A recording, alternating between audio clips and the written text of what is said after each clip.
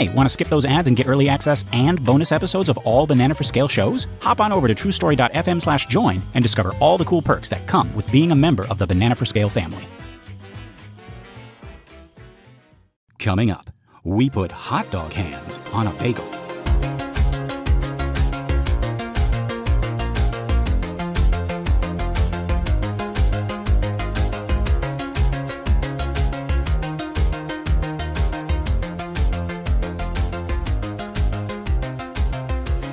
Greetings, verse jumpers. I'm not Lester Ryan Clark. And I'm not Keenan Diaz. We're another version of them from another universe, and this is another episode of Every Minute of Everything Everywhere All at Once, a show where we attempt to explain, evaluate, enlighten, and elucidate the Academy Award-winning film Everything Everywhere All at Once. Okay, so our minute begins with Evelyn with a new do. And it ends with her with a new boo. Yes, I think we're breaking the rules because we don't see them together in the last frame, but I just wanted this to rhyme. And besides, this is the minute for breaking rules. We are finally here, folks. I have been waiting for this minute. I am so happy. I mean, it just doesn't matter how many times I see it. I'm just so moved. But no, I got some stuff to say about this minute, so let's get into it. You'll remember Evelyn had just successfully, peed herself. I'd say successfully, yeah. Successfully, yes. Creating the jumping pad that launched her into this new world. And much like Columbus, we're going to discover that this isn't the world she had set out to find. Unlike Columbus, literally everything else. Also, fuck Columbus. Oh, yeah, Columbus Day was last week. Yeah. You mean Indigenous Peoples Day is what it is. Yes. Oh, well, there's still a lot of states where it is Columbus Day and not okay, Indigenous Peoples Day. So. Well, fuck that. Anyway, Evelyn has successfully verse jumped, but as Peter pointed out in the van, she is off the damn map. I think we're supposed to know even before we see her hands that this is a universe we've never been to before. Certainly the hairdo is a hint, but everything else looks relatively the same. We see the laundromat in the background.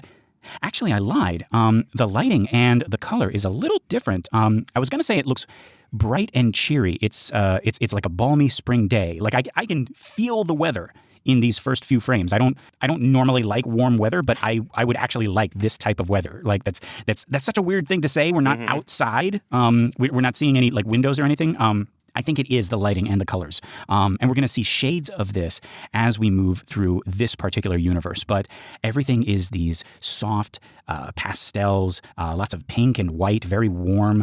We got some green in the background, some potted plants. And we got the budai. And the little candles are lit up, giving us this nice red orangey glow. I think that's adding to the warmth. Yeah, so Larkin Sapel, I guess I haven't tried to pronounce his name on the on the podcast yet, but he's the cinematographer of the movie. And he had done Swiss Army Man with the Daniels as well.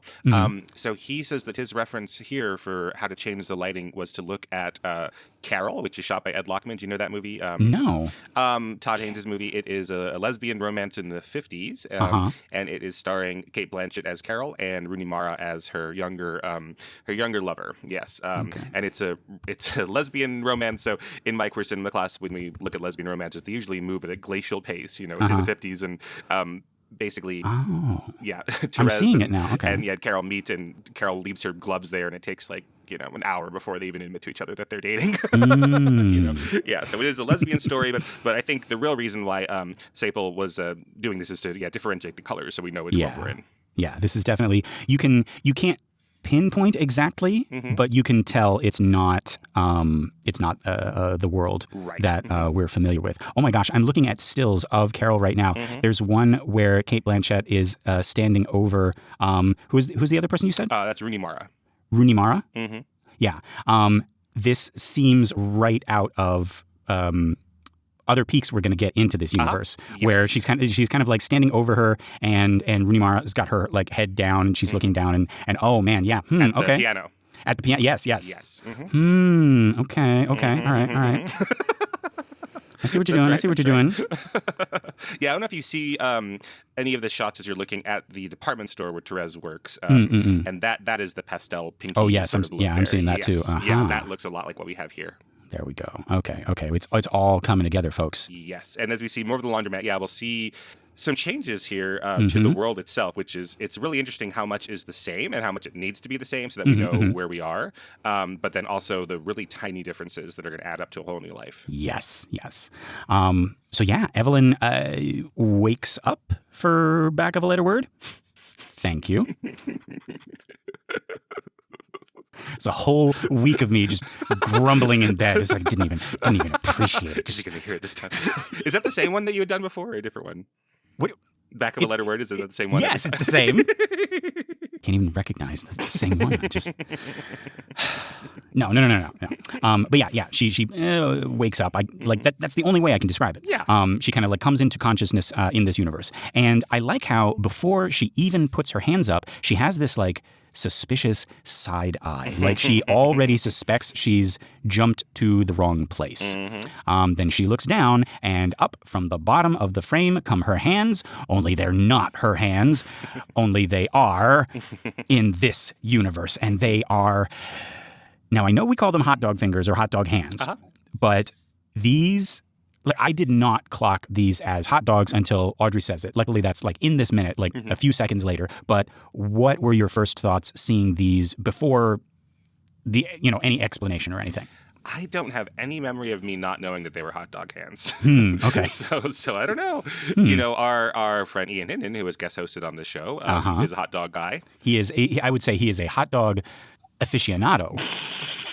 I don't Gourmet. know. I don't know, because I think he Fanatic. likes any hot dog. Yes. I don't think he has any kind of discerning taste about the quality of the hot dog. No. So yeah, a fanatic might be the word. If he were to found a religion, I think, and relish be with you and also with you.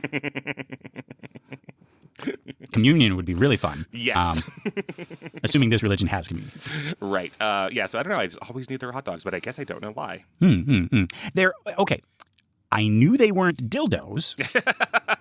Process of elimination, Yeah, right? because luckily, very smartly, the Daniels had shown us what dildos look like in this movie, and they are big and veiny, and they deal death to unlucky security guards. So I knew it wasn't that, because they would have made pains to have them look exactly the same. Yes, that is fair. They are not like wobble fingers, like Mickey Mouse like stretched out fingers, because they have this kind of like, they're cylindrical, but they have this like square-ish hot dog thing to them. You know what I'm talking about? Like they've been processed in a machine. Yes. Yes. So I'm like, okay, that and maybe you don't notice that at first, right? But I think what I thought in these first few seconds was that her hands had like melted or stretched or were just like weird, and that was supposed to show us like how off the beaten path she is, right? Which is essentially what this is. But I didn't clock them as hot dogs. All the subliminal stuff from the previous minute with Mr. Wobbly Fingers and Daniel Kwan with the holding the hot dogs, that went right by me the first time. But yeah, she looks at her hands in horror, and they do have a sound. It's like wet rubber rubbing up against itself. But before we can register anything else, we hear music, and we realize it's coming from the TV behind us as we slowly pan out and see the rest of the laundromat. It's the same movie from the beginning. What we speculated was Evelyn's childhood movie. Soldier and Queen. Doesn't it actually have a name, like Soldier and Queen, I think? Where did we come? Yeah, that's what we found before. Yeah, okay. Because we didn't go back and look it up, I guess. But no, that's what it was before. Okay, we were making jokes about like other, like The Queen and I and other stuff, right? But I think, or maybe it was Lavender who told us it was Soldier and Queen. Only now the title is Mustard Ketchup Soldier Spy. No. Tinker Tailor Bratwurst Fries. There we go. Though this might be a universe where they haven't invented French fries, because that really seems like you would need, dexterity in your hands and your fingers. And it would I have so many like nerdy theories about this universe later on. But yeah, it is different. We see that our queen and our soldier also have hot dog hands. That is such a great, quick way to show us that it's not just Evelyn in this universe with the hot dog hands. Like, this is a normal thing in this world. It's not like, oh my God, like she glitched a jump and now like she's got hot dog hands in this world of normal people. Oh no, how is she going to operate? Or that's true. So, or that she's jumped into somebody who got her fingers stuck in the machine or something. Right. Right. Yeah. This is the Joker's cousin's origin story. Right. Yeah. No. I also love our queen in this universe too. Also, basically singing the choreography. Right. She's like, clap your hands on your thighs. Right. We talked about that in the previous minute when we were watching this. It was like they're kind of just like singing how to do the dance. Yeah, it's something like "Take my hand in your hand." Yeah, in the first one, and now it's now they can't do that. They can't hold hands, so they have to slap their thighs. Yeah. And then we get Audrey's voiceover as we cut, and she says, she appears to be in a universe where everyone has hot dogs instead of fingers. Aha. Okay. So that's what those are. Also, from the way that they're reacting, it's safe to say they have never encountered this universe before. And they're in the business of discovering universes. So this really is off the damn map, as Peter had said. Right. They've seen, apparently, I mean, just inferring from this, they've seen versions that are pretty similar.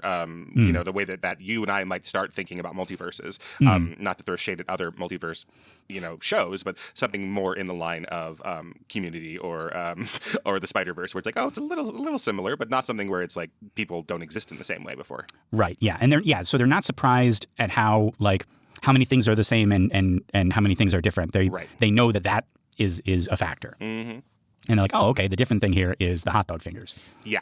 And this can go back. This is starting to get into, this is a silly movie in some ways, but the harder sciences of the many worlds hypothesis, which is that this goes back way, way, way before. I mean, so we're used to thinking the sliding doors idea, like what if I took a left here instead of a right there back then? What if I took that job, or what if I broke up with this girlfriend or whatever? But this is now going into molecules from millions of years ago. Yes, this is one of the hearts of the movie. I keep on thinking to Zelda Rubinstein said in Poltergeist, right? She's like, this house has many hearts, right? But I'm thinking that this movie has many hearts / minds, and as silly as this universe is, there is so much couched within these rubbery fingers. Important stuff that I want to talk about. But yeah, and then, folks, we get to my favorite part. As if this universe weren't already weird enough, we cut back to the laundromat and hot dog Deirdre, what are you doing here? Yes, folks, in this universe where people have hot dogs instead of fingers, Deirdre and Evelyn are in love. They are they're married at least. Yeah, well, yeah. I'm trying to paint a picture here with gentle pastels. That's right. They are together, their outfits match, and they even have matching hairdos, and that's why Evelyn's hair is like that. I knew we had seen that hairstyle before. But I'm getting ahead of myself. We don't understand any of that just yet. All we see is Deirdre walking up to where Evelyn is, tears in her eyes, as she says, I mean, it just doesn't matter how many times I see it. I'm just so moved. She has placed a rubbery hot dog hand on Evelyn's shoulder. There are little dots of red that look like nail polish at the end of each finger. Very nice, because Deirdre cares about her nails. I like that. And with the other hand, she is dabbing at her eyes. Although she sort of got to use the heel of her hand. Right. Because I get... Okay, let's break this down. Those fingers must not have bones or muscles in this universe. Like you can't control them. You can't articulate or do a peace sign or pick things up with them. So not even your tongue, which can move around, right? That's muscle. They are purely for show, right? Just meant to hang there and look pretty and maybe beat rival species to death with, as we'll see in a few seconds. Right. But yeah, was it this show or another show where you talked about that class where the student was designing a creature from scratch and sort of figuring out how and why it evolved? What show is that on? But anyways, that comes from Michael Crichton's Sphere. Yeah, where the main character has taken a class in college. He's now a exobiologist or something like that. But so he is thinking about how aliens might evolve. But the teacher, it's a memory that he has that he's mad about because he feels like he learned more than the teacher, because the teacher looks at his drawing of an alien species and says, well, how does it expel waste? And the main character is like, well, in some planets they might not need to expel waste. We're thinking too small, like the version of the many worlds hypothesis, which is well, maybe you have red hair and maybe you have blue hair. Right, but you're thinking a little bit too small.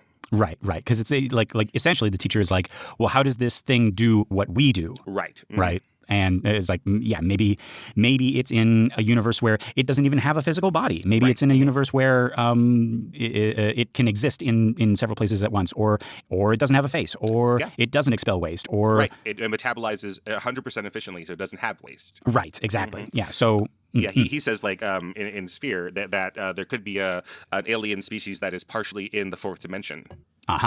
So we can only see its first, second, and third dimensions, and not its fourth dimension. Yeah. So folks, this is. I'm actually a little worried that this is going to like take up the bulk of future Hot Dog Minutes, is just trying to figure out what evolutionary purpose these things serve, right? Or maybe that's not a bad thing. I mean, I love nerding out about stuff like this. I was looking forward to this, and I have some theories, and I'm going to get to them in a second. But I want to get back to our couple here. So Deirdre has placed a loving, familiar, what's the word? Like not possessive, not proprietary. Although it is like that, right? She places a hand on Evelyn's shoulder, and we immediately understand that they are together. Right. Yeah, it's comfortable. Or she thinks it's comfortable. Evelyn doesn't feel it that way. Right. Yes. Yeah. But she does this all the time. She does this several times a day. Put her hand over her wife's shoulder and pull her in. Yeah. Yeah. And I say, we understand this, but this is news to our Evelyn, who is now inhabiting this body. I like how she first does a slow turn to the hand on her shoulder.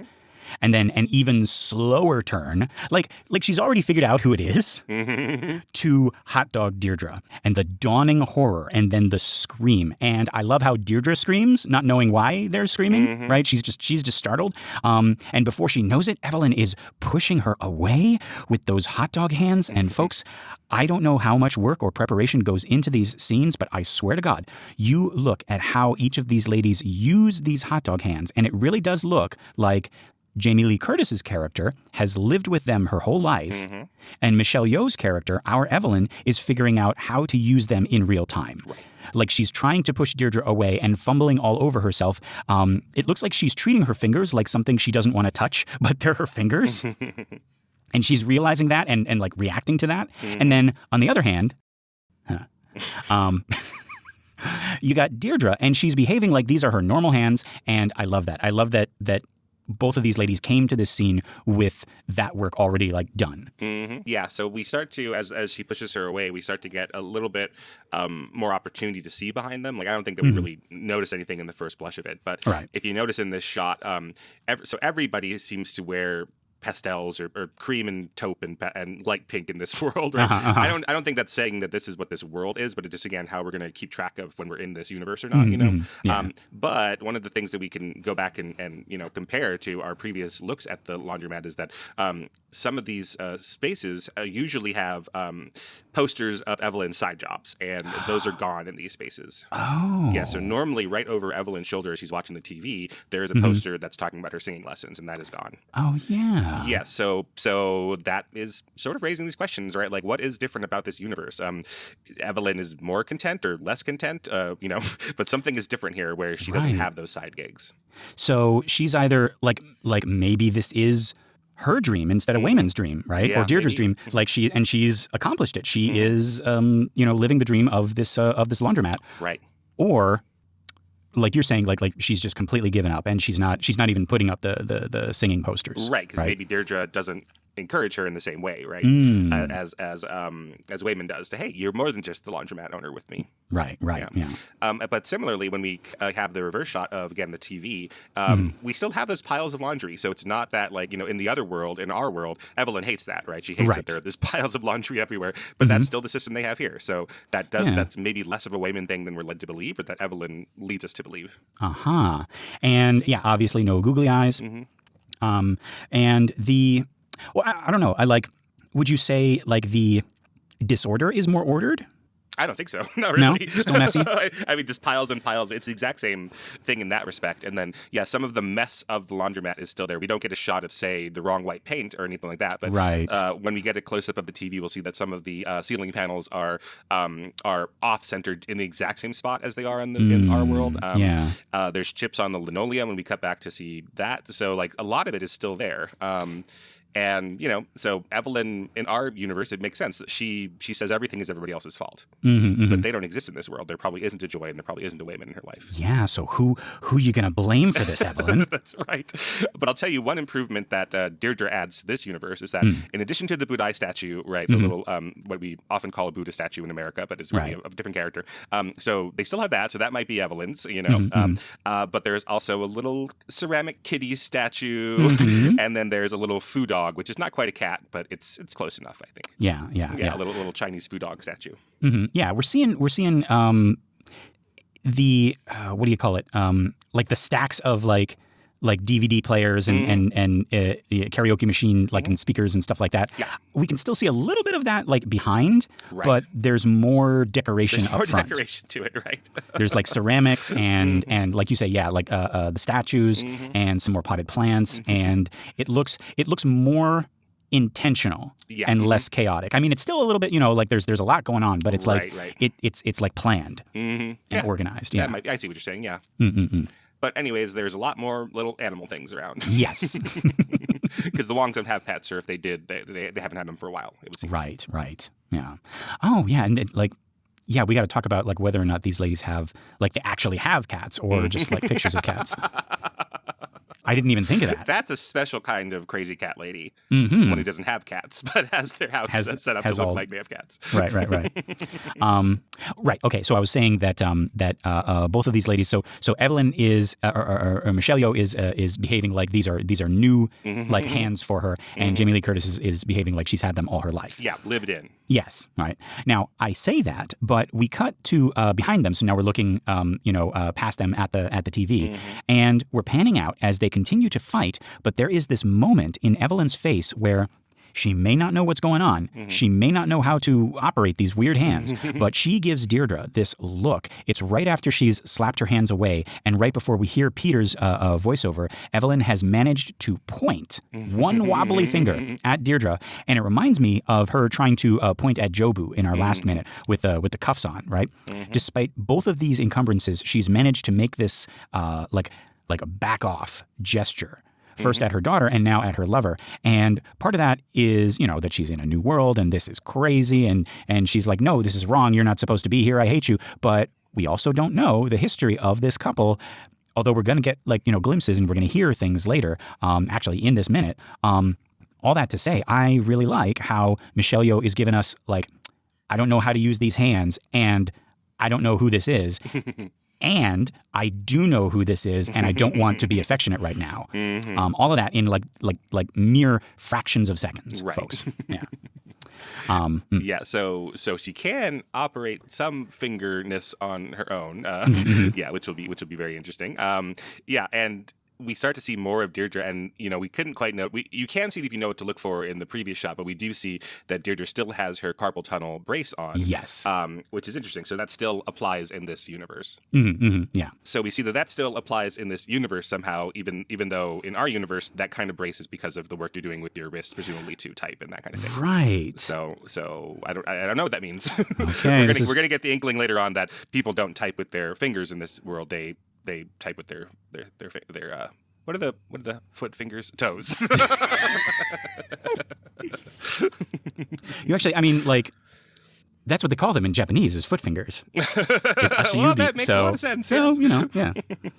And a glove is a handshoe in German. Oh, there you go. It's a handshoe. Yeah. So that's what I meant. How do you say in English? It's like a shoe for your hand, Hans. Yeah.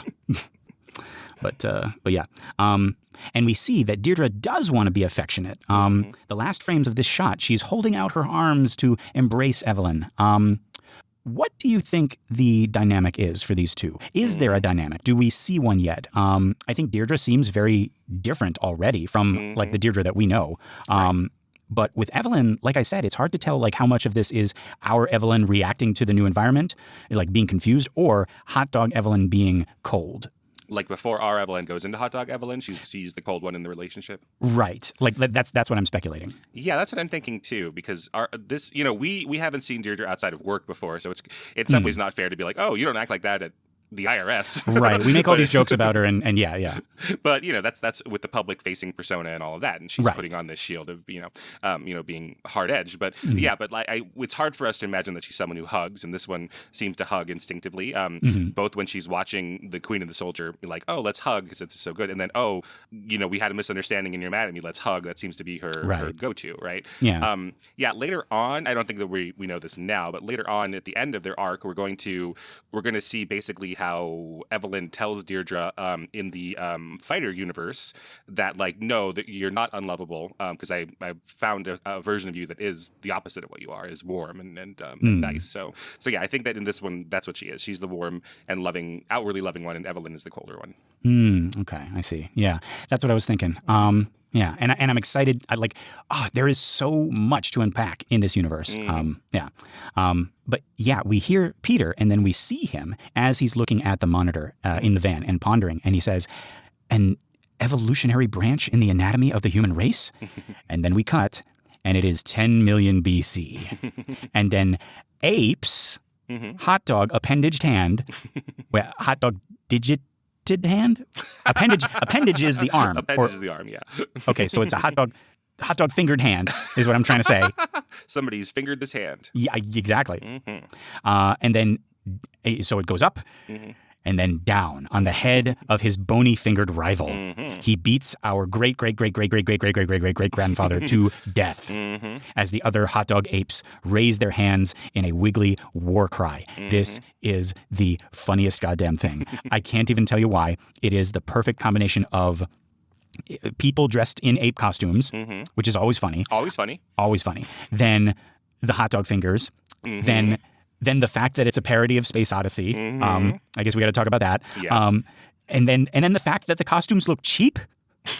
I think that's part of it. Like these are obviously masks. It's not makeup. It's not even like 1970s, Planet of the Apes makeup. It's just straight up masks with like hard, immovable, faces. And then on top of all of that, it is taking itself so damn seriously. I think that's the kicker. I love this whole sequence. I wasn't even expecting to talk about this. But I love it so much. How about you? I do too. It's interesting because this is only 4 shots, so like they're able to do all of what you're talking about and do the 2001: Space Odyssey parody in such a brief amount of time. So it's incredibly efficient. It doesn't overstay its welcome. I think that if I were like, wow, we're going to go out there and we're going to get these costumes and these masks and do all that, like I would want to get my quote money's worth, but they do that by showing less of it. Right. We got to have more. We got to have him like beating at the base of the monolith and all of that stuff. Yeah. Yeah. So, and there's no monolith here, which is kind of the key part of it. But yeah, so this is also one of the areas where they did a lot of work cinematographically. Larkin Staple was trying to copy some of the lenses that they used for 2001: A Space Odyssey and do that work. That is kind of tricky because some of those lenses were invented for the movies specifically, and they're like a lot obsolete of them, or outdated. Yeah, exactly. Like they were brand new at the time, but this is like a cinematographer's dream. A lot of people will try to copy 2001: A Space Odyssey and the work they're doing on that. But a lot of those lenses don't exist anymore, right? So, and then the costumes that they have. So almost all of the apes are Daniel Scheinert. So how many are there in the finished film? Let's see here. I knew the hot dog one was Daniel Scheinert. 1, 2, 3, 4, 5, 6, 7, 8, 9, 10, 11, 12, 13. So there's 13 of them in this big wide shot. They only had 2 ape costumes. So that's Daniel Scheinert has most of the apes is what I've read, and then somebody else I don't know who playing the one who's getting murdered, the one with the human hands. Yeah, it would be absolutely perfect if it was Daniel Kwan. I mean, yeah, I think they would have said that in the release if I had that I'd read, right? But so I'd be like the 2 directors. Yeah. So it's just so quick and so wonderful, and I don't know. So 2001: A Space Odyssey. So I wonder what it means for people who don't, because and so 2001: A Space Odyssey. I guess this is spoilery, but I don't think you would be able to understand this on a first-time viewing, so it's not really spoiling anyways. Yeah. But he's not talking about you specifically, listeners. He's talking about anybody.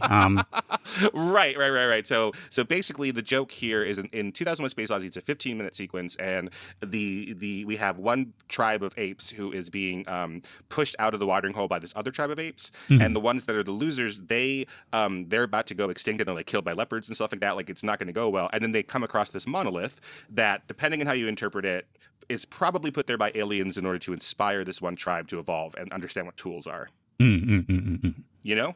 Yeah. I don't know. I read that chapter in evolutionary history. Yeah. Exactly. I don't know. I was like, do you have a different? Maybe people have different interpretations of it. So an alien has put this monolith there overnight, and then these apes see this monolith and and they look at it and they're like, wow, look, smooth edges. This is interesting. And then so they by looking at it learn that they can make tools. So they go and make the first murder weapons, and they go and murder the other apes who have pushed them out of the watering hole. Right. And so it is them evolving tool use.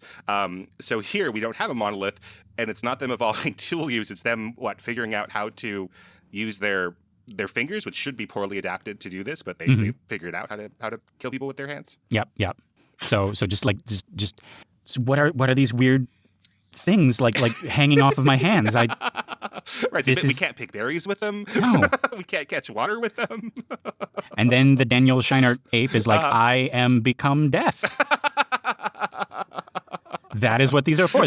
We will win wars. We will found nations, and it will all be. They say the pen is mightier than the sword. That's right. But all of them fall under the shadow of my hot dog hands. So you were asking this question. I don't know if you have an answer though, but do you like how does this benefit them? I don't know. But I want to explore this. Okay, it from their very first use, if we were to take it that this is like kind of like it has to be true. Like this is not anybody's like unreliable memory or anything like that. This is just like the movie showing us this is what really happened. So from this, we're taking that they discovered an effective use for these hot dog hands is to kill other apes. Yeah, kill other apes to club them to death. So it's like having nunchucks for fingers. Right, exactly. But they're slightly like soft and yielding nunchucks. which means you can kind of just like whip them, Right. Yeah. Yeah, that's going to get them banned in England for inspiring youth gangs. Yes, these fingers. Yeah. Banned or maybe not because they're slightly phallic and sexual stuff is less censored over there. Than violent stuff. Yeah, if you murder somebody with a penis, right? Yeah. Speaking of another Stanley Kubrick movie, There you go. Great Britain. Jobu beats a security guard to death with two dildos. Your move. Which part of that are you going to censor? Right. Yeah. So it's 4 really quick shots, and we know it's supposed to be 2001: A Space Odyssey, even if we are not so familiar with the movie because of the music, I believe, right? Yeah. So this is Thus Spoke Zarathustra by Richard Strauss. And I'm confused by this a little bit. So, but it's not. But it is. But it's also not. Right? Yeah. Because it's done on. Okay, I know. I think before this movie came out, there was like a version of it that had become a meme where like someone was trying to do it like on a recorder. And it was like really, really bad. When your child brings home a recorder because it's that time in school and you just have to deal with, like that type of thing. Right. Yeah. Hot crossed buns. Crossed buns done enough, right? Every possible way. Yeah. So someone did do a version of this. We should probably try to find that on YouTube, and maybe if people haven't heard that one. But yeah, that's part of what I'm confused. Right. This does sound like that recorder version, but it's more orchestrated, right? Like there's clearly more instruments here. Yes. So it's not because like you can hear it. Right. Like on TikTok all the time, the original kind of like recorder, like bad recorder version. Right. But this is like, and see, this is what I mean.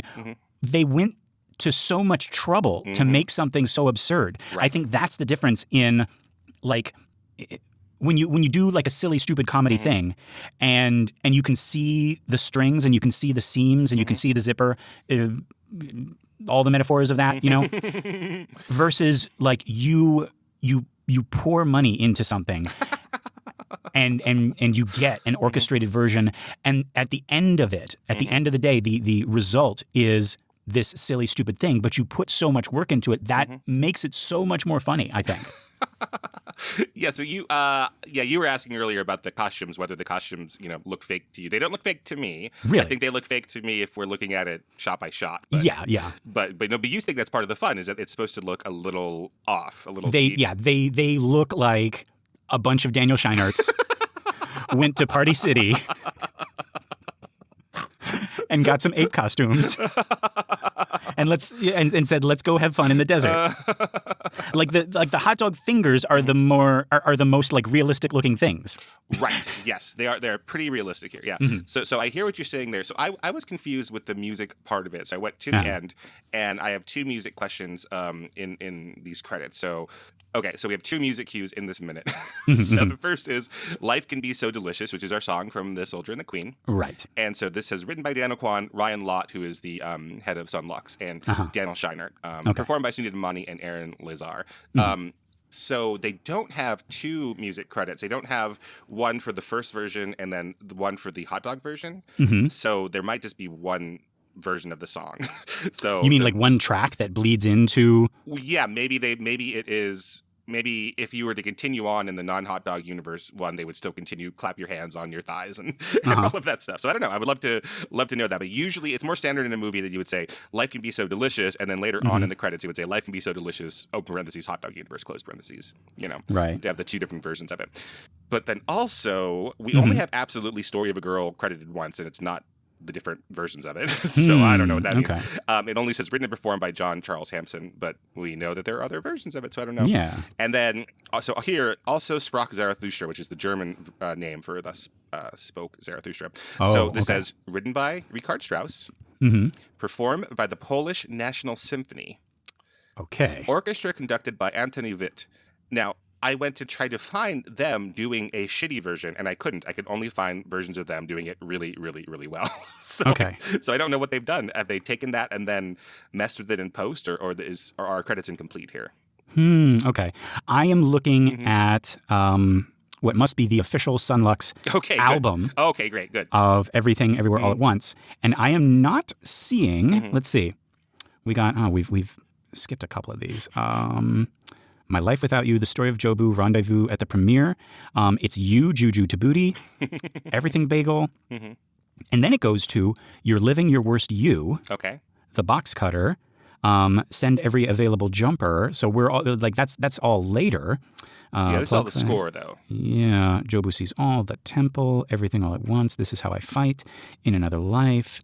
Claire de Lune is here. Okay. You do Let Me Go, Specks of Time, This Is a Life. Fence, Now We're Cooking, Sucked Into a Bagel, and I Love You.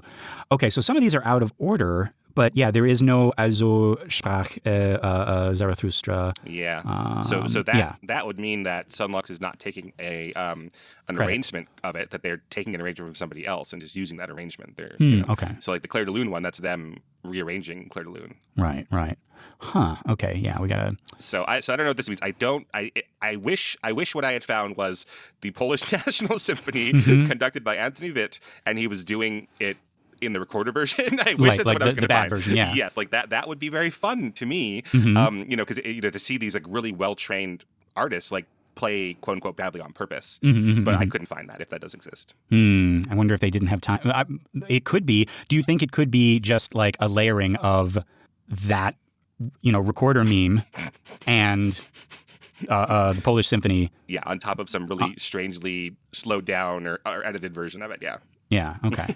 That might be what we got. Yeah. Well, yeah. It's, all of it like works together for me.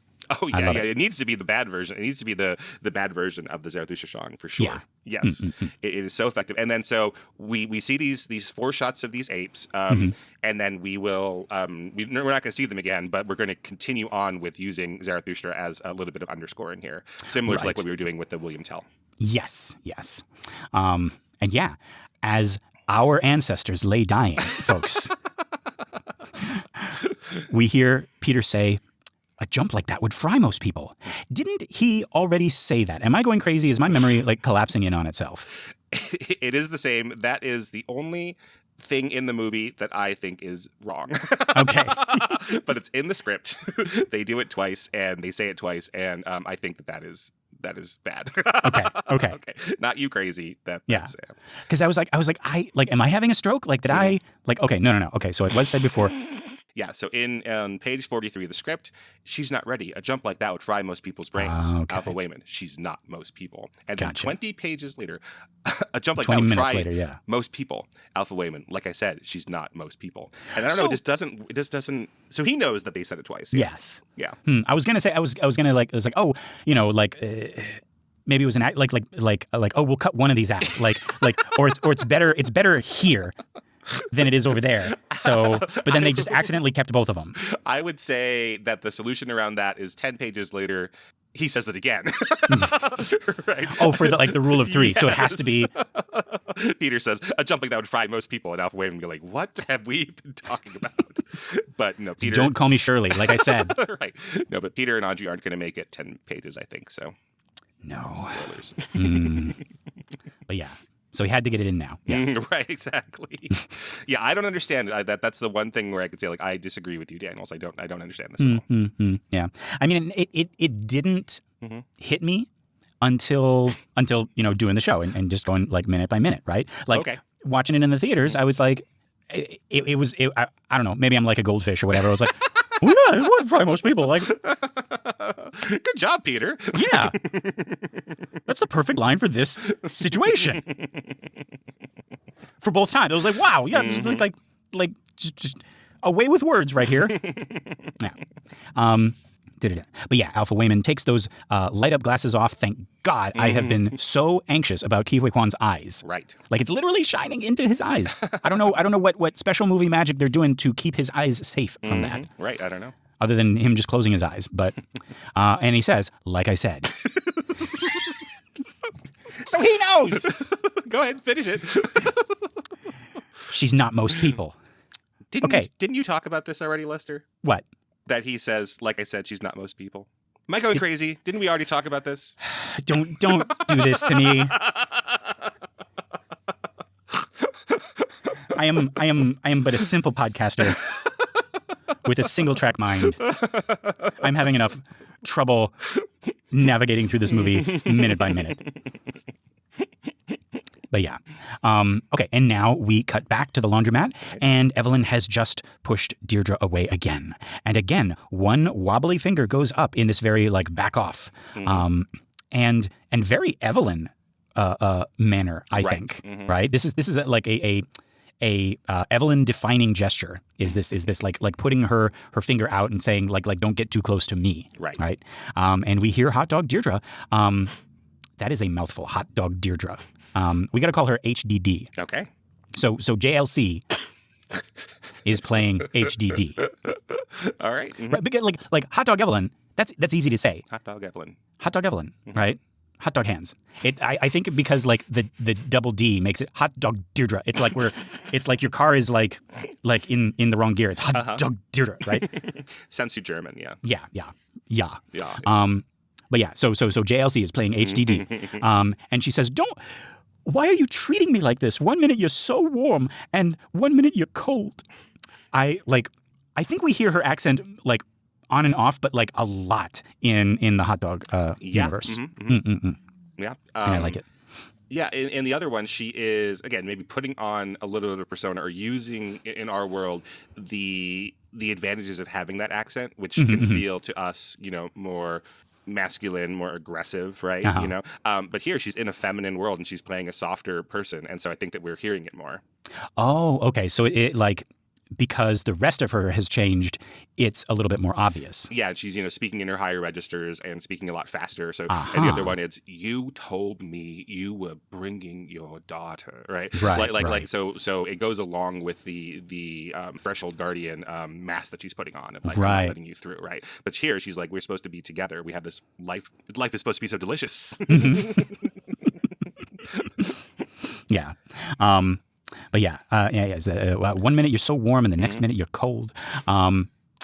So we got a little bit of exposition here. Apparently something has already been going on between these two before our Evelyn showed up, right? Because why would she say that? Right. Right? Because if it was just like, if this was just like out of the blue, she would have reacted differently. Right? Like she'd be like, have you gone crazy? Like, what's wrong with you? Are you okay? You're never like this. But she doesn't say that, which means HDE has been pushing her away already, potentially. What do you think? Yeah, yes, I think you're right. I think that hadn't occurred to me, but right. In order for the arc to really work in this little tiny part of this film, right, our Evelyn needs to go into this other universe and fix something that's been going wrong in it, right? Yeah. I'd be surprised to see, like, how little screen time this universe actually takes up for being one of the ones that like wrecks people emotionally the most. Yeah. Okay. Yeah. We got to let's get the actual number. Yeah. Like 4 minutes or something. Just moves so quick. But that arc is so strong. It really really impacts us. Yeah, so there must be something wrong in our world. It can't just be that this is a perfect world and Evelyn, the problem is that Evelyn has jumped into it. Right, yeah, because she, like, it's the words, it's 1 minute, you're so warm. So she's not talking about, like, this specific instance. Right. Right? Because it's like a minute ago you were so warm, right? It's like she's talking about, like this is a regular thing with Hot Dog Evelyn, is that, like, she changes very quickly. Right. But yeah, our Evelyn isn't thinking about any of this. Her attention is now back on the TV screen. And we cut and we see that HDQ and HDS have put each other's HDFs in their respective mouths. And they've done it in such a way. I love you can tell it's obviously for laughs. Like putting your lover's, like, regular fingers in your mouth can be filmed in, like, a very sexy way, a very steamy way, right? And then you add this obviously phallic imagery here, right? And the shots for either of them could have been filmed very differently, very suggestive, but instead both of them are making these, like, hilarious, goofy faces as they try to get these rubbery hot dogs into their mouths. And I think that's part of it, is them, like, dancing together and looking at each other longingly. You know, that was more erotic than this part, which should be, according to all the laws of everything, like, highly, erotic, suggestive, but instead it's just, like, ridiculous and absurd and funny. And I have a theory. Keenan, this is a daytime TV or Disney-esque family musical, like The King and I or Sound of Music. Right. Which means what we are seeing on the screen is PG rated in this universe. Agree. That had occurred to me just this time watching it. Yes. Like, this is them kissing. Like, right. Like, not even French kissing. This is like Maria and the Captain kissing. Yeah, absolutely. Like at the end of the Something Good song or something. Yes. It's like a sweet kiss. It's like, aw, right? Oh, yes. Everyone can watch this, right? So that hadn't occurred to me until I was watching this here. So we think it's sex, and it looks like sex to our eyes, right? But it must not be. And this is we're like that teacher is like, how does this, like, evolutionary creature reproduce? Right. And then I went ahead and looked, and I had misremembered Evelyn and Deirdre doing this in the end of the film, and they don't do this. They make love in a different way. I remember they do, though. They put their they get ketchup in each other's mouths? Yes, I do specifically remember that. Unless I'm having, like, a Mandela effect thing. Where is it? I couldn't find. I didn't want to watch the whole second hour. I think it's. I don't think it's. It's probably not in the spot that you looked. It's probably like one of those like quick flashes. But I do remember. They have ketchup and mustard on each other. Yes. I thought so too, but I can't find it. It's there somewhere. Listeners are like, it's in minute whatever. Are we sure it's there? This is going to be one of those moments of the show where we're going to go through the whole movie and we're not going to find it. And we're going to be like, I swear to God, Berenstain Bears. There's a cornucopia in the Fruit of the Loom logo. Where is it? And why can't I Google any? It is there. I know it's there. That's what I thought too. I knew it was there. I'm not just thinking of Michelle Yeoh and JLC with ketchup coming out of their... I agree with you, but I don't see where it is. No, it's got. I think it's where, she does good and everything rights itself and all of the universes rejoice. And it's one of those. That's the Ewoks. We have a shot of the Ewoks you're talking about. Yub-nubbing each other. See, now there's a dirtier scene. Wait, hold on. All those yub-nubs. Wait. I think I see it. Okay. No, okay. Oh, I know where it is. Okay, I found it now. You're right. Okay, so they suck each other's fingers. Do they ketchup and mustard, though? There is. I know there is. There is. Okay, good. Okay. Yeah. Thank God. No, I thought I had No, yeah, you're right. It's different. It's not. So I was looking in the where she's talking to the Bagel Deirdre in the atrium, and then we have a flashback of them getting together, and I was like, wait, where is the shot that I'm looking for? Oh, thank goodness. I'm very glad. Thank you, Lester. So it does happen. It does happen. Yes. But what I'm trying to say is that in that universe, this is like a romantic, like prince and princess or princess and princess kiss. Right. It's sweet. It's chaste even. Yes. Yeah. The them giving like steamy looks at each other like from across the dance floor is more steamy than this. Right. Yes. Yeah. Yes. So this is not sex apparently, or this is a universe where sex is okay. And everyone is. Okay. Yeah, that's the other option. Is that Mhm. that like their censorships are different, Right? and they're just like, yeah, whatever, just like let it all hang out. Right. So if you want to look at Jamie Lee Curtis and Evelyn Yeoh covered in ketchup and mustard, that is at Evelyn Yeoh. Who's that? Evelyn Yeoh, HDEEY. That is 2 hours 9 minutes and 4 seconds in. So thank you, Lester. Thank God we're saving each other's sanity in this minute. Yeah. Things are getting really complicated. So if you want to look at that right now, you can jump to it. What was it? Did you say? Hour 2, minute 9, second 4. Or if you're an especially sensual masochist, you can wait with us, right, until we get to it, and then I don't know, do whatever it is you do. Which is a year and 2 months from now. Yeah. I wouldn't be able to. Let me just tell you that. All right. So yes, they have this kiss and they goo in each other, but it's not sex. Maybe. No. It's just like it's a peck on the cheek. It's a nice little like movie ending kiss. Right. Or song ending kiss. Yeah. Yeah. So they're like reaching out. The choreography again is really interesting. So it looks sweet. They reach out to each other as if they're going to hug each other, but then they have to pull their heads back from each other's arms because they need to catch each other's hot dog hands. So they need to catch these hands. Yes. Right. With their left hands, they're reaching out, and then so they need to fake us out. They need to like look like they're going in for a hug. Right. But then they need to contort the right side of their bodies back and catch their partner's left hands in their mouth. Yeah. So it's almost like it is like Snow White and the prince just kind of going in for that kiss. Right. And then at the last minute they're like, oh.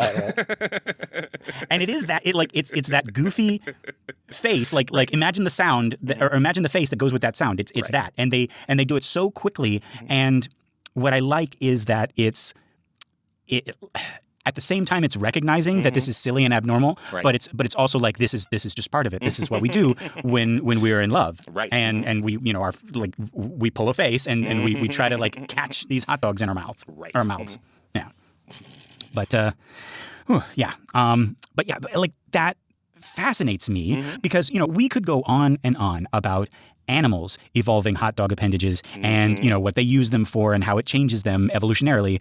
But because they're humans, you also got to add culture into it. And so now, like, what cultural role do hot dog fingers play, right? Like the human hand has so much culture surrounding it, right? The imagery, how it looks, what it symbolizes, right? There are banners, and war flags and signs, with a hand or like a fist, like symbolizing power or togetherness, right? And also like gestures and body languages, like pointing or giving a thumbs up, right? And expressions like, I tipped my hand or I showed my hand, right? Or it's at the tip of your fingers or I had a hand in it, right? Or hands down or handed over, right? Like when you point one hot dog finger at me, 3 other hot dog fingers are pointing back at you. See, like so all of that, right? Right. Like she asked for her hand in marriage, right? The right hot dog hand of the father, right? All of that has to change, or does it get transferred over to the foot? Right. Because like the feet are the hands of this world. I think I might be wrong. I think so. That's where we play the piano. Right. So would it be like instead of I had a hand in it, I had a foot in it? Right. Right. And then like the hands are like what? Like earlobes? Like noses? Like private parts? I don't think so because like we see them on TV. Right. I don't know if they're private parts. Yeah. Yeah. One of the things we don't see is their wedding rings on their hot dog hands, and they are not on their toes. And so maybe this is a universe where you don't get your hand in marriage because there's no place to put a ring or something like that. Oh yeah, like that whole like custom would not even have evolved because there's nowhere to put unless it's like I don't know, like it's like an earring or something in this one. You caught my ear. I don't know. I can't see that. I mean, Deirdre has a cat pin in her sweater, but Evelyn doesn't have a matching cat pin. Maybe that's part of the reason that they have trouble. Like, why don't you wear your cat pin anymore? It's like, it's not that I don't want to. I just forget sometimes. Well, I never forget my cat pin. I never even take it off when I'm when I'm showering. Shower. Yeah. Okay. Is the similar clothes and the similar hairdo just them, or is that what all married people do? Later on, we have a montage of them, in their married life, and they're at dinner. They have somebody over for charcuterie, and there's a couple across from them, and they are wearing red and yellow. Okay. So I don't know. So this is they're just dressed as ketchup and mustard, Oh, okay. Yeah, okay. We're gonna have to look at this. But no, that's another thing is like how much of their design, just these two characters. See, I knew we were gonna like go forever on this, but like how much is just them? It's like, oh, that's Evelyn and Deirdre. They they wear the same clothes and they got the same hairdo, or is that like culturally normal in this world? Right. Right. Yeah. So there's kind of a joke around same-sex partners that they often end up looking like each other. Oh. So my one of my friends, Cody, makes fun and says that Mark and I look alike, which I don't think is true. Mark is white. But Cody says that Mark is a white version of me, and I don't see that. But we both have glasses, and I guess that's all that Cody sees us as. That's literally the only thing. The hair is different. I think so. Hair's different. He has a tiny little nose. I have a big nose. Yeah, I don't know. I don't know what, but yeah, there is that going out there. Like, like girlfriends look like each other, boyfriends look like each other sometimes. Interesting. I don't know. So I don't know. Not to get into specifics, I guess, but you have seen that maybe. Of partners looking like each other. Well, but I never thought of it as like that's a thing. Yeah, you think it's specific to those people. Yeah, like I would like a heterosexual couple I would see. Like I've seen like movies or TV shows where like hetero couples do this exact thing. Well, that is something, I forget where I saw this, but so some tweet or something online that was like, that's how you show in a cartoon that characters are married, is you make them look like brother and sister. So like the Goldmans on Family Guy and the Browns on the original Browns, Cleveland and Loretta, like they look like brother and sister. Oh, yeah. Later on, when Cleveland gets his own show, his new wife, Donna, does not look like him. Right. But like as the side character, there's hey, we just want to establish they look like each other. They just need to look like brother and sister. I'm trying to think. Well, I mean, Homer and Marge. No, but those are the main characters, right? Oh, you're talking about like side characters, right? Mm-hmm. Oh, okay. Let me. So the Flanderses are both brunettes and look a little similar. Yeah. The Hibberts look kind of similar. Yeah. But yeah, Family Guy I think is the key one. Yeah. Is the one. Yeah. The Goldmans and the Browns look a lot like each other. Well, Rugrats doesn't follow that. Well, no, like maybe the old like Grandpa. Right. The on the mom's side kind of look similar. Yeah. Right. Okay. All right. So let's keep an eye on that. Right. Is this that they have become like each other because that's how people are in this world, or because that's how this couple is? Or did they find each other like this? Right. The Wong Bobidras. The Wobidras. Does she pronounce her wife's last name correctly in this universe? That's a good question. Is it the same? It might not be the same. That's true. Oh wait. Yeah, Wong is her husband's name. Bobidra That's is right. her husband's name. So I don't know. Yeah, that would be. I don't know. Yeah. We'd have to go to Gong Gong for that. Mm-hmm. Yeah. And he would probably name her Evelyn Gong Gong if he could. Well, Gong Gong just means I know right. what you're doing. Yes. Yeah. Interesting. Okay. Yeah. Okay. Yeah. This. We're already getting lost in this. But I love it so much. Right. Okay. But yeah. Like. Okay. So is what they're doing on TV, like the Soldier and the Queen, is that more intimate or less intimate than kissing with their lips? Like, you know what I mean? Like, do I think they would kiss with their lips in this one still? I guess we won't see it. Yeah. I remember in the piano scene, Deirdre does this little kind of like kissing motion towards Evelyn. So kissing is maybe a thing in this universe. Maybe it's more intimate. Yeah. Maybe, yeah. See, folks, like we could go on forever with this, just over this little tiny change, right? How do they drive cars? Maybe they walk everywhere. Yeah.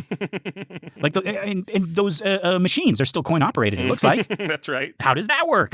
Right? What's the fashion of this world? Do you cover your fingers? It doesn't look like it. But maybe you can. I'm sure there are like gloves and such. Yes. Right? Deirdre knits gloves. Knits mittens, I suppose. Yeah. Okay. How does the ketchup and mustard work? What is the ketchup and mustard? Like, do they have regular hot dogs in this world, or do they look like fingers? Right. Well, I thought I knew what the ketchup and mustard was. That it was bodily fluids, but now I don't know. Yeah. Sexual fluids. I mean, but, I don't know. It must not be if they're allowed to show it on Soldier and Queen. Right. But we haven't seen the rest of Soldier and Queen. That's right. So, All right. Now, we could do this later, but this is the episode that we're calling We Put Hot Dog Hands on a Bagel. yes. So these gloves. I saw a video, a very brief one, of Jamie Lee Curtis taking off her gloves. Yes, and it's I think I saw the same very one. funny, in the laundromat. So these gloves, She takes them off in this way. It's like, that's a wrap. We're done with these gloves. Never have to do this. Yeah, exactly. Yeah, that's the one. So they are. You can buy these gloves, right? You can buy them, merch, but they're not as fully worked out here, right? So the ones that they have built actually go all the way down to halfway down the forearm. Both of our actors who use them have long sleeve shirts every time that we see them. Right. So they actually also have, unlike the ones you could buy at the merch store, these have like veins in them, and they have age spots and stuff like that on the hands. Very, very detailed. Yeah. Yeah. You see the varicose veins, and you see like the tendons and stuff like that. The fingers themselves remain smooth, like hot dogs, right? So, as part of the A24 auctions, which we have not done in a while. This was in the auction that benefited Laundry Workers Center. Let me just read this again. Laundry Workers Centers aims to combat abuses such as landlord negligence, wage theft, and hazardous and exploitative working conditions, all of which are endemic in low-income communities in New York and New Jersey. Their work addresses the need for community-based leadership development geared towards improving the living and working conditions of workers in the laundry, warehouse, and food services industries, as well as their families. So this was for their auction. I think this was their third auction. So here's the description for a pair of hot dog hands. So these are the real puppet ones. I don't know if they were worn by Jamie Lee Curtis or Michelle Yeoh. Right. Or Daniel Scheinert. No, these are human looking. These aren't the monkey ones, I think. The ape ones, sorry. Ape, not monkeys. We almost finished the episode. I was so proud. I know. And then the script calls them monkeys. Oh, no. They say a monkey with hot dog fingers murders a normal fingered monkey. No. That's not very nice. With her hot dog hands, that's interesting. Ooh, okay. Right? Yeah, that's the riddle of why could this I can't monkey kill this normal-handed monkey. Right? He's my son. My son. Other monkeys whoop and scream. Yeah. But these are apes, as we've fixed by the time we get to the movie. But anyways, I'm stalling here. How much would you bid for a pair of hot dog hands? Oh gosh, this is the thing. Now this is because I've seen the ones that you can buy. Yes.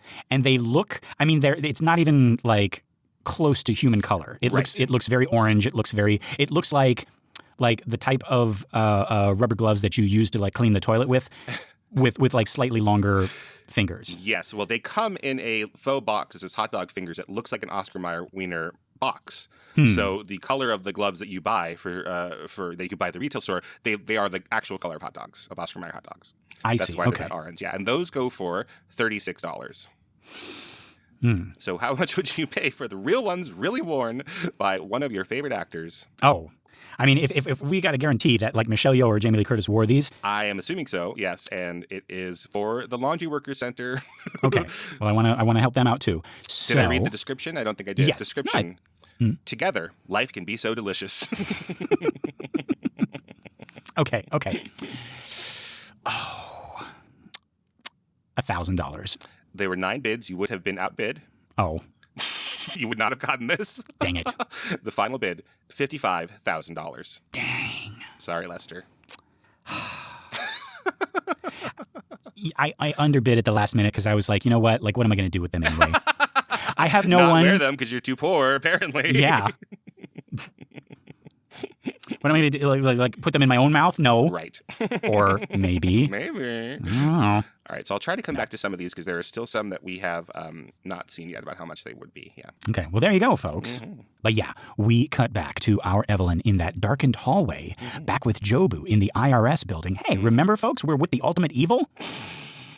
And Evelyn is so frustrated. She says, this is crazy. Why does this moment feel like she is being forced to connect with her daughter? And she's like, I don't know, like listening to a band that Joy likes, or they're like at a concert and Evelyn is like way out of her comfort zone and her daughter is like teaching her how to live. Right. Does that make sense? Yeah, absolutely. Like if we didn't have that scene all the way at the beginning with the karaoke, I would almost think of something like that. Like Joy took her to a karaoke bar and Evelyn just doesn't sing. She doesn't want to do this and she shouts, this is crazy. And then, when she's starting to get it, like maybe she lets go and she she sings like a crazy song or whatever, right? For her, Barbie Girl was a crazy song. Yes. Right? Yeah.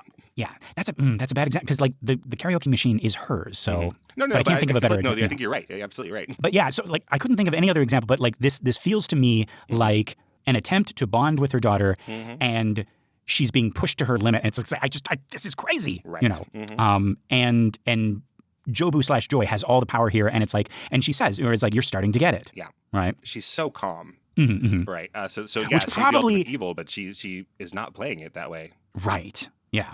And I was just thinking about this. Like that probably like they've probably had arguments like this, like at home, like in their universe, and this and Joy's like, here, this is Cards Against Humanity. This is how you play, you know. And everyone's just, I don't get it. This is so stupid. This is crazy. And Joy being this calm probably drives Evelyn up the wall. It's like, that's how you play, Mom. Right. And it's like, yeah. But yeah, our Evelyn right now is not having it. And she tries to escape through that door she's backed up against. And I love that now we understand why our Evelyn's hands were like lifeless and limp when she first verse jumped. Like we didn't understand why they were like that in the cuffs, right? Right.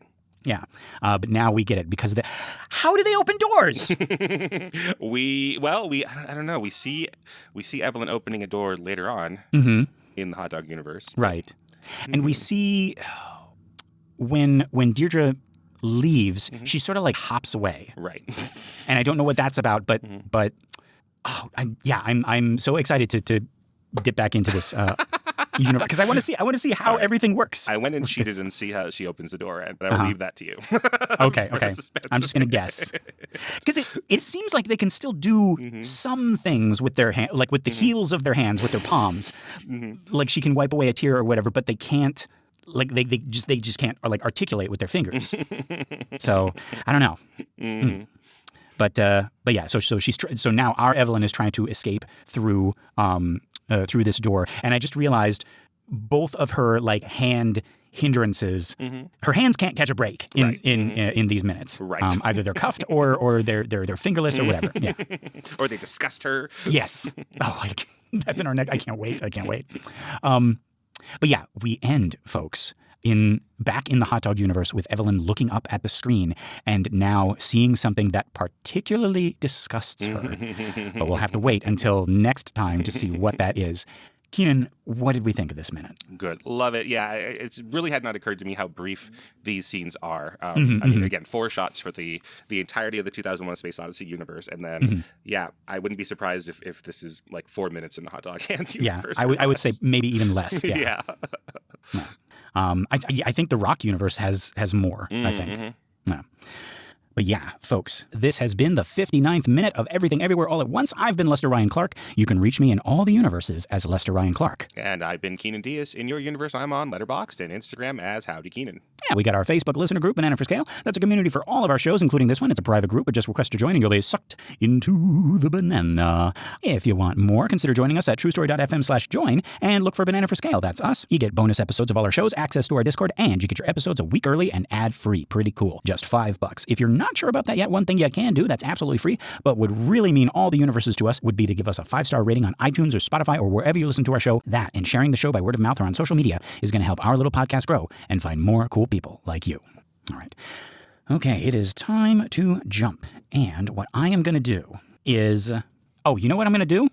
I'm gonna fudge the rules just a little bit here. I'm not going to be in the hot dog universe. Okay. I'm going to be in our universe where that auction took place and where I was outbid. And I'm gonna. Well, who won actually? Does it say? Just $55,000. I know, but like who was the person? Was it?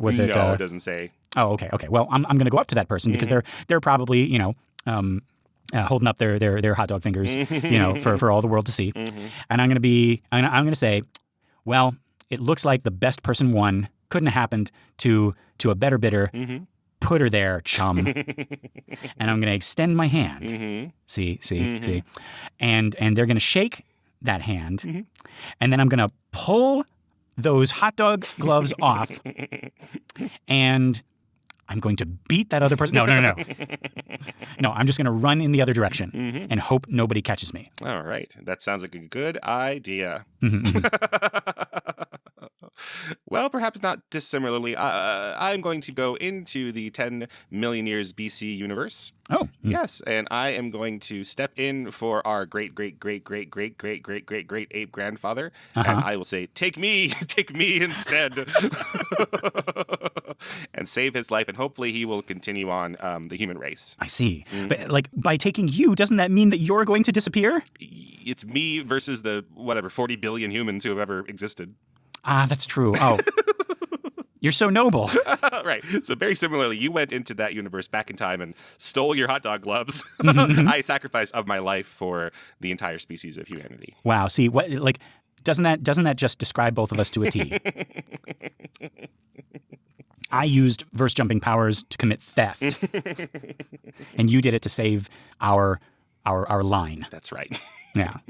Well, there we go. All right, Keenan, are you thinking what I'm thinking? She's not ready. A jump like that would fry most people's brains. Like I said,